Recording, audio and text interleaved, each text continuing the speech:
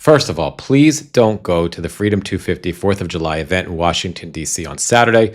The last time I checked, you were looking at a high temperature of 102 degrees. There's no shade, or perhaps there might not happen to be any shade at any given moment, depending on where you happen to be hanging out. And honestly, in that kind of heat, shade might not matter that much. I lived in Las Vegas for about a decade, and I learned quite a bit about repressive summer heat, especially even when taking like short hikes in the desert. And hot is hot. And in terms of heat stroke, by the time you feel really bad, you're likely in terrible shape.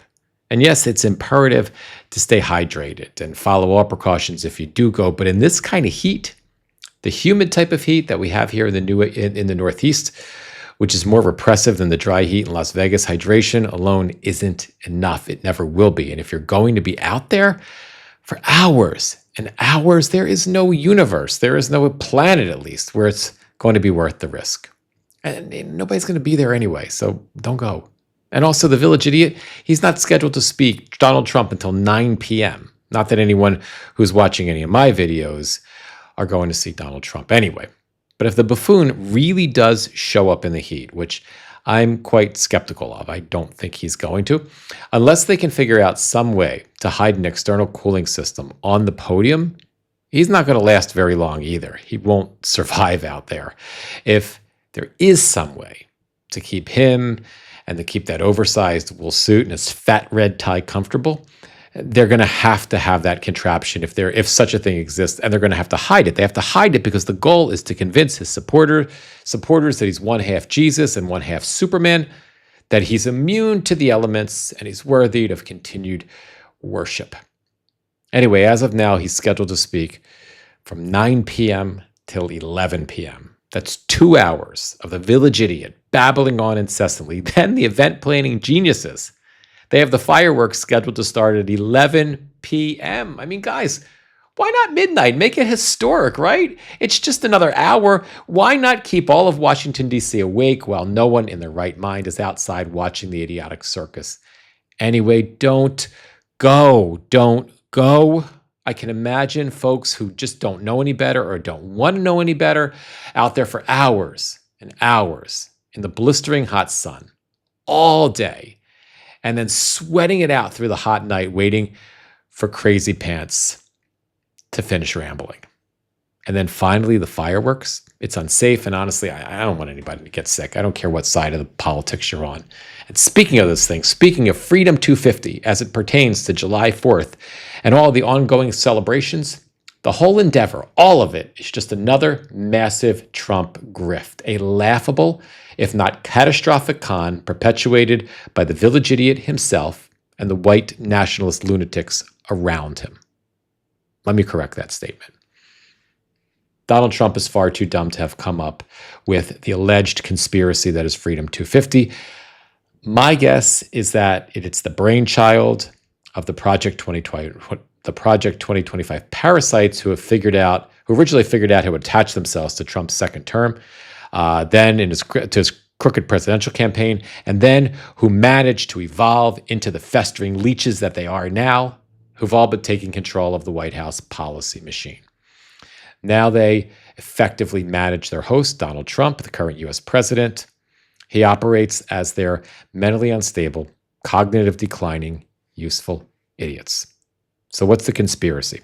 Democrats on the House Committee on Natural Resources released an interim report titled From Vanity to Insanity: How the White House Cheated the American People Out of Their 250th Birthday.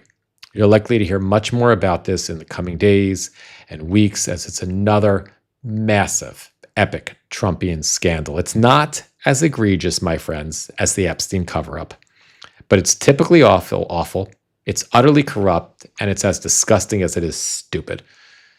According to the report, Trump hijacked the efforts of America 250. That was an independent committee created by Congress in 2016 to plan all the celebratory events for the nation's anniversary. So first, Trump tried to bend the committee to do its bidding. He was, quote, demanding spectacles focused on promoting the President Trump rather than the country, while forcing partisan content and campaign-style fundraisers and favored contractors, onto an organization Congress designed to serve the whole country, not one party or one president. America 250 pushed back against Trump's demands. That's the end of the quote, by the way, and their resistance carried a price. When America 250 refused to yield, when the original committee refused to yield in the demanding of spectacles that were focused on promoting the village idiot rather than the country, when they wouldn't tolerate it, when that didn't work, when Trump and his goons couldn't pull this off, they created something called Freedom 250 LLC. What it is a shadow company that took over celebration planning and refocused it on the village idiot's absurdist, extremist, fake Republican agenda. This shell company was hidden inside the National Park Foundation, which is a beloved charity that most Americans trusted. They wouldn't question it. And it exploited the credibility and donor relationships of that organization. Now, here's what I mean. Here's an example that the report tells us about. Many donations that were made to America 250, the original organization, they were secretly rerouted to bank accounts that were connected to Freedom 250. Now, the donors who made those contributions had no idea that they were giving money to a different organization, an organization created by the village idiot Donald Trump. And the report suggests that this could be wire fraud. Also, the village idiot, Donald Trump, access to him was sold to anyone who would pay enough for it. Although the committee doesn't have a full list of donors, large corporations that may have needed regulatory leniency or even judicial leniency from the president, from the executive branch, from, say, the Department of Justice, they were able to buy access to Trump and favors by supporting Freedom 250's efforts with money. Freedom 250 also used your taxpayer dollars to create and to disseminate a revised white Christian nationalist history of the country. Now, this is a quote from the report. A false history of the country was imposed to suit the president's distorted vision of the past. Christian nationalist ideology was injected into events, eroding the wall of church and state separation. End quote. In one example, perhaps millions of dollars, well, not perhaps, millions of dollars were spent on a fleet of what are called freedom trucks. Freedom trucks. The trucks were outfitted with AI technology.